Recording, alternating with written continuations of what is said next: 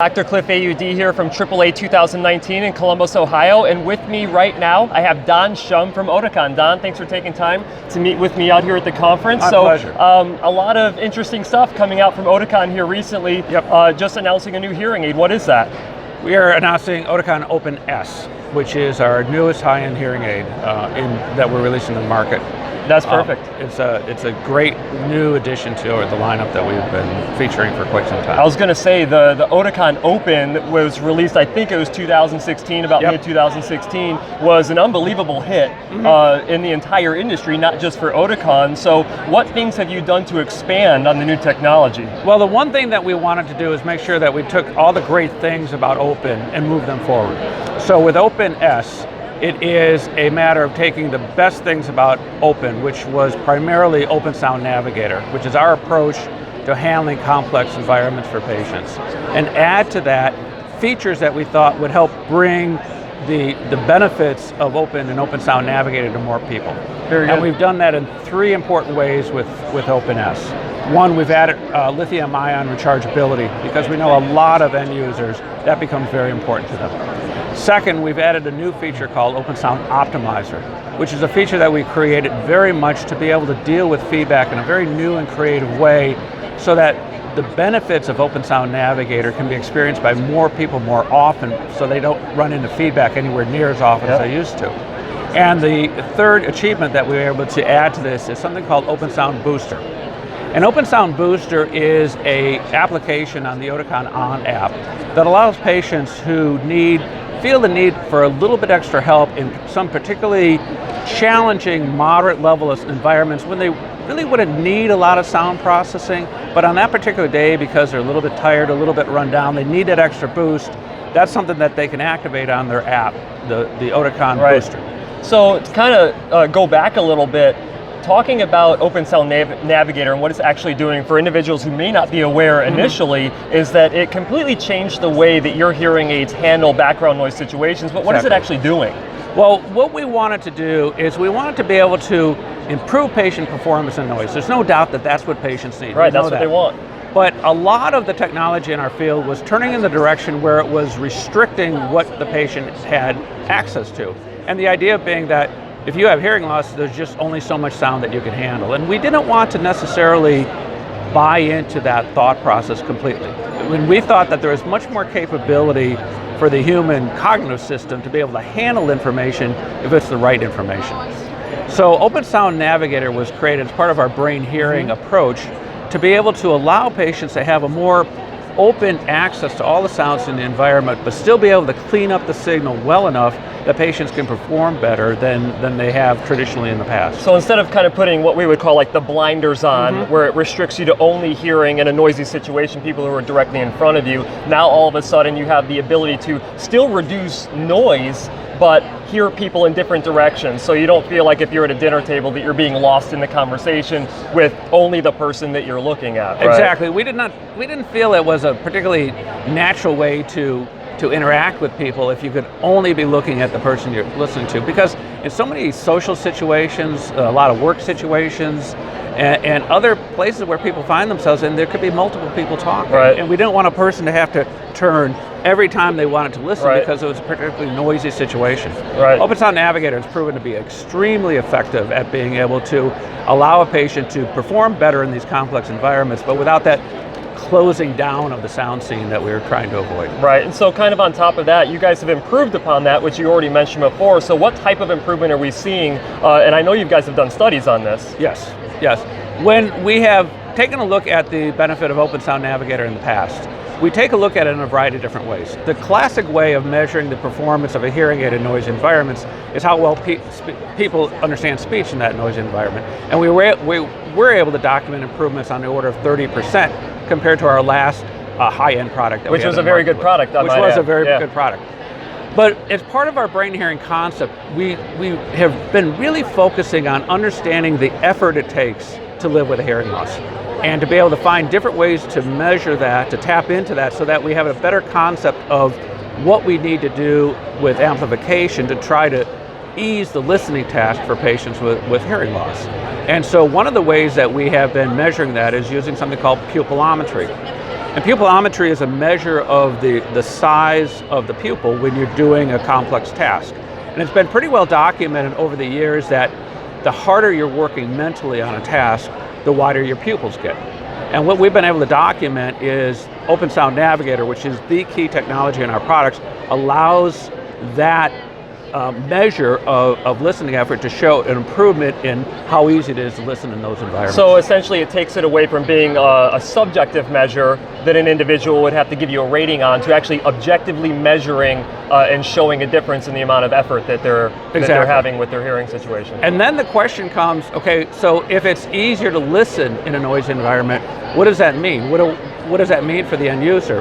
And so the other way we document it is how much spare processing resources you have. Because if you have to spend less effort doing the task of just understanding speech and noise, then you're freed up to do other things with that information. Because when you have a conversation, it's not just about understanding the words, it's doing something with that material. It's remembering what is said, reacting to it, responding appropriately, relating it to something in your past, and that all takes cognitive processing resources.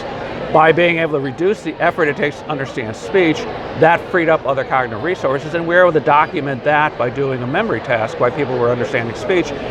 We're able to document an improvement in their ability to use those spare cognitive resources in an effective way. So what have been the percentage improvements from the previous Open line to the Opn S in terms of that ease of listening and both from the actual memory recall from that? One of the things we know about hearing aid fittings, especially with Open, was that, well, not especially with Open, but Open along with traditional fittings, is that some patients don't get the full gain out of the hearing aid that they probably want because they run into feedback.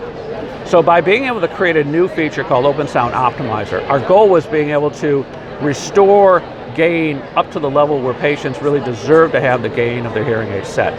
And if we can do that, if we can restore gain in the hearing aid up to the levels where they should be, we're able to document an improvement both on objective speech understanding like we've done in the past, on pupillometry, and on use of memory resources. And those are on the order of 15% improvements, 10% improvements, and 10% improvements. See, that's excellent. And that's what coming from a hearing aid that was already really good at doing those things. And we call it Open Sound Optimizer for a very important reason, because we know the benefit of Open Sound Navigator, and we want to be able to optimize those benefits for patients.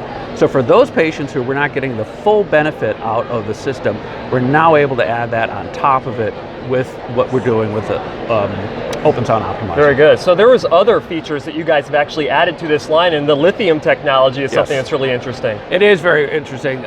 We were not the first in the lithium ion area, we know that, but we want to make sure that we did a very good job with it. And so we were able to create a new model of hearing aid with a T-coil in it, and that's lithium rechargeable for all-day use for patients. So when you combine that with our effective connectivity to all sorts of devices, it becomes a really nice package for the consumer who needs help in difficult environments, wants to be connected, wants to have all-day use and not have to worry about traditional batteries. That's terrific. And so you guys, I mean, we haven't even talked about the connectivity aspect yet. So you're adding all these other features, but one of the things that, if you're not familiar with the Open line of hearing aids, is you do have direct connectivity to an iPhone. Yes, we have direct connectivity to an iPhone, and that is something that a lot of users want. We have connectivity to Android-based devices using our very small, discrete phone clip, so that those smartphone users also have connectivity. And if you are an Android user and you don't want to have something that clip onto you, you can still use the different features inside of the app. You just aren't streaming. Exactly. Right. Exactly. Very good. So in terms of the feedback reduction, so everyone knows somebody who's had a hearing aid that whistles on them. Oftentimes when you kind of put your hand up next to your ear, you hug someone or walk too close to an entryway and you get that sound reflected back in through the hearing aid. What method have you guys taken and actually to get that reduction in feedback? One of the things that we've discovered through the course of development of Opn S is that throughout the course of the day, almost all modern hearing aids are right on the border of feedback.